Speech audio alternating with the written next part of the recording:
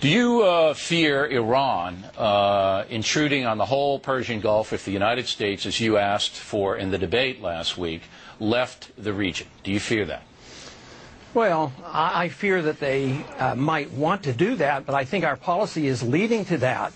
Everything that we do enhances the Ahmadinejad crowd in Iran.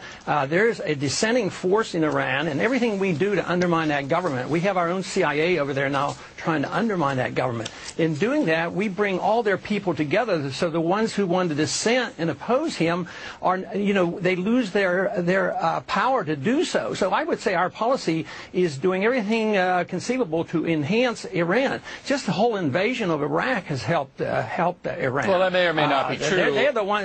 It may or may not be true. I mean, it's a debatable issue. I'm not going to say it isn't true, but it's a debatable issue. But look, as we saw in the summer war last year, Iran can arm and finance a force like Hezbollah and cause a lot of trouble, and the United States doesn't have anything to do with that at all.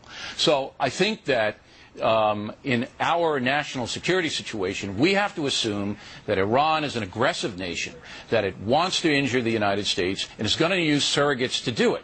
Now, if you have an Iran actively seeking nuclear weaponry, as you do, and if you have the ability of that country to hand it off to a Hezbollah or an Al-Qaeda or anybody else, you withdraw from the region, you give them carte blanche to do what they want. Do you not, Congressman? See, I think you're concerned about the wrong country right now, because more than half of the Al-Qaeda that are committing suicide in Iraq right now are Saudis, and nobody even talks about look, that. I'm concerned about all the things, but when they're seeking a nuclear weapon, when a country's seeking a nuclear weapon that's a danger to the USA, a stated danger, and you want to withdraw from the theater, that gives them carte blanche to do what they want, does it not? Well, first off, you have Pakistan, and they're not exactly the most pro-Western but I'm talking about country. Iran, Congressman. I'm not talking about Pakistan at this point. Why don't you ever let me, answer the question? Because you're not directly answering the question, sir. Because no, I do not fear them as you do, as many do, because they want another war. They want to spread this war. This has been the plan by the neoconservatives to have this major overall, this revamping of the whole Middle East, precisely the reason the Al-Qaeda is growing. The Al-Qaeda is growing because of our policy. Our national security is threatened because of our policy, and it makes it much worse. So I see the Iranians as acting logically and defensively. We've been fighting the Iranians since 1953.